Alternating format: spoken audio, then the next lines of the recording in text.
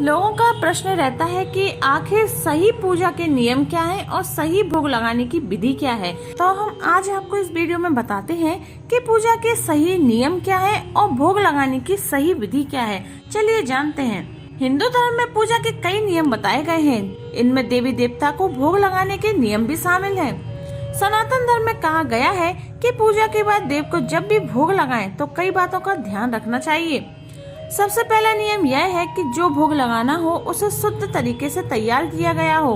भोग घर की रसोई में ही तैयार किया गया हो तो उसको उत्तम माना जाता है। इसे बनाते समय शुद्ध सामान का प्रयोग किया जाना चाहिए। भोग लगाने की शास्त्रीय विधि यह है कि उसे थाली में परोसें।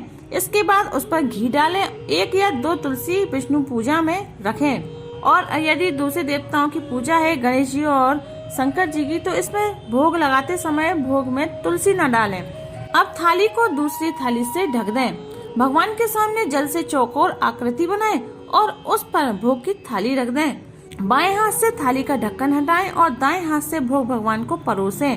अंत में 1 चम्मच जल भगवान की थाली में छोड़ दें।